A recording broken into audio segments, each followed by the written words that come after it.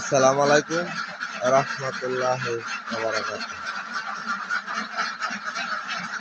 আমার হাঁস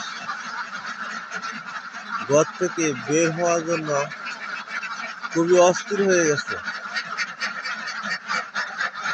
তাদেরকে এখন বের করতে হবে, খাবার দিতে হবে। বের হওয়ার জন্য দেখেন কত অস্থির। অবশ্যই তারা ডিম পারছে অনেকগুলা, কিন্তু ডিম পারলেও তারা ডিম ঘুরা ফেলছে। দেখেন আপনারা সাইড দিয়ে দেখেন, তো সবাই সাইড দিয়ে ডিম পারে, ডিম পাইরা রুকা আছে।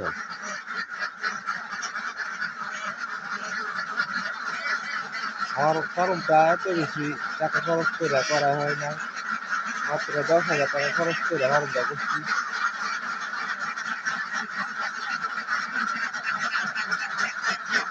এটা নিয়ে আরো কিছু কাজ বাহির রয়েছি, পরবর্তী সময় আপনাদেরকে আমি দেখাবো। দেখেন সাত দিয়ে দিন পারে,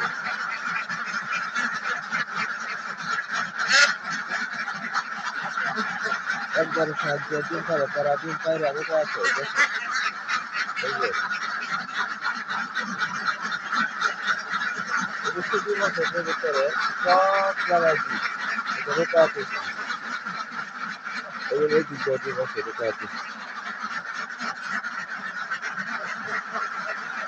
এখন তো মাস গরমের কিছু তীব্রতা আশঙ্কা দেখা দিচ্ছে, তাই আমি ফ্যানের ব্যবস্থা করছি।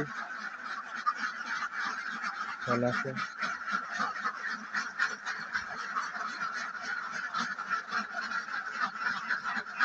আপনাদেরকে একটা তথ্য দেওয়ার জন্য ভিডিওটা করা। তথ্যটা হলো, আমার ঘরটার মাঝে যে হাঁসের ঘরটা প্রায় 800 ফুট জায়গা আছে, 800 স্কোয়ার ফুট জায়গা। 800 স্কোয়ার ফুট জায়গার ভিতরে আমি 309 পিস হাঁস রাখি। যে কারণে আমার ডিমের প্রোডাকশন অনেক ভালো। এখন আমার ডিমের প্রোডাকশন আল্লাহর রহমতে 95%। আপনারা চেষ্টা করুন অবশ্যই আজ যত পাতলা রাখা যায়। দেখেন অনেক পাতলা। আপনি হিসাব করে নিয়ে যে 309 পিস হাঁস হইলে 800 জায়গা মধ্যে সাহে কতটুক জায়গা করে তাদের বসছে, অতটুক জায়গা হইলে ঠিক আছে। আমার জানা মতো ডিমের হাঁসের করি তো বরাবর আমার সাইড দিয়ে আমি ওই সাইড দিয়া